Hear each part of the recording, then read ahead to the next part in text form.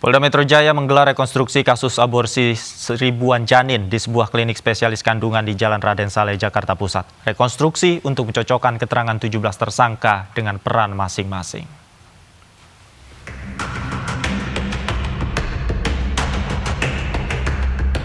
Polda Metro Jaya menggelar rekonstruksi kasus aborsi di tempat kejadian perkara klinik spesialis kandungan di Jalan Raden Saleh, Jakarta Pusat.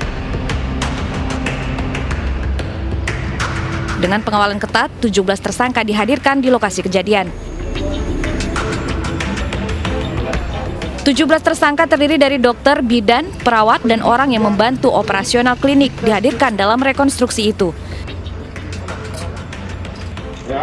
Sejumlah adegan diperagakan oleh masing-masing tersangka, mulai dari persiapan, tindakan, dan pemusnahan janin hasil aborsi.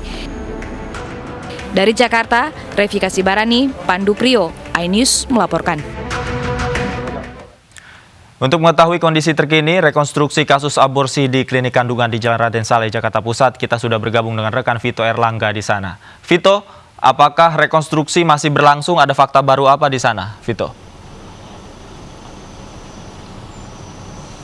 Ya, baik Davi dan pemirsa, untuk rekonstruksi sendiri sudah digelar dan sudah selesai dilakukan oleh Polda Metro Jaya sekitar 1 jam yang lalu. Yang mana dalam rekonstruksi ini digelar hampir sekitar 1,5 jam dengan memerankan sebanyak 41 adegan sesuai dengan yang tertulis di BAP. Dan berdasarkan keterangan dari Wadir Krimum Polda Metro Jaya, AKBP Jen Calvin Simanjuntak mengatakan bahwa dalam hasil rekonstruksi ini disimpulkan dari 41 adegan terdapat 3 tahapan dalam proses melakukan aborsi ilegal. Yang mana dalam tahapan pertama yaitu adalah tahapan persiapan, yang mana dalam tahapan persiapan ini melibatkan calo begitu yang berperan untuk menjaring tamu atau pasien untuk masuk ke dalam klinik. Kemudian tahapan kedua yaitu adalah tindakan medis, yang mana dalam tindakan medis ini melibatkan tersangka yang merupakan dokter, perawat, dan bidan.